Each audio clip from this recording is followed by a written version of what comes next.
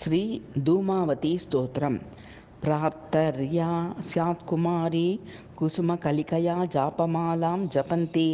మధ్యాహ్నే ప్రౌఢరూపా వికసితవదనా చారునేత్రా నిశాయాం సంధ్యాయాం వృద్ధరూపా గలితకుచయుగా మండమాలాం వహంతి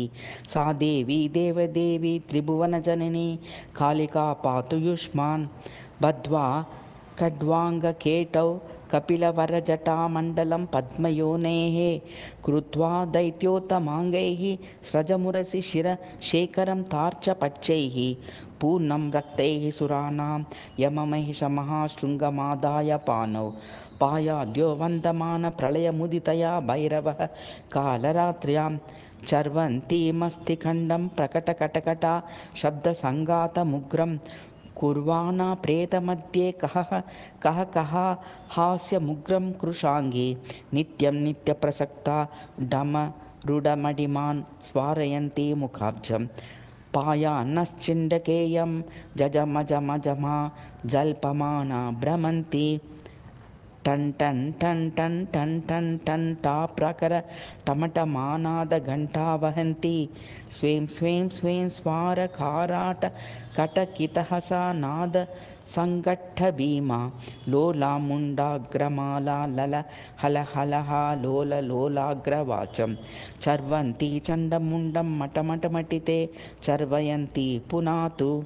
वामे कर्णे मृगाङ्कप्रलयपरिगतं दक्षिणे सूर्यबिम्बं कण्ठेन छत्रहारं वरविकटजटाजूटकेमुण्डमालां स्कन्धे कृत्वोरगेन्द्रध्वजनिकरयुतं ब्रह्मकङ्कालभारं संहारे धारयन्ति मम हरतु भयं भद्रदा भद्रकाली त्रैलोक्यत्रैकवेणीत्र पुमयविलसत्कर्णिकाक्रान्तकर्णा त्रैलोक्यभक्तैकवेणीत्रपुमयविलसत्कर्णिकाक्रान्तकर्णा लोहेनैकेन कृत्वा चरणलिनकामात्मनः पादशोभां दिग्वासारासभेन ग्रसति जगदिदं या यवाकर्णपूरा वर्षिण्याति प्रबद्धा ध्वजविततभुजा भासि देवि त्वमेव संग्रामे हेतुकृते सरुदिरदशनैर्यद्भटानां शिरोभिः मालाममध्यमूर्ति ध्वजविततभुजां त्वं श्मशाने प्रविष्टा दृष्टा भूतप्रभूते पृथुतरजगना बद्धनाकेन्द्रकाञ्ची शूलाग्रव्यग्रहस्ता मधुरुधिरवसा ताम्रनेत्रा निशायां द्रष्टा रौद्रे मुखेऽस्मिं स्तव विशति जगद्देवि सर्वं क्षणार्धात् संसारस्यान्तकाले नररुधिरवसा संप्लवे धूमधूम्ने कालिकपालिकी सा शवशयनरता योगिनी योगमुद्रा रक्तारुचा सभास्ता मरणभयहरा त्वं शिवां छण्डघण्टा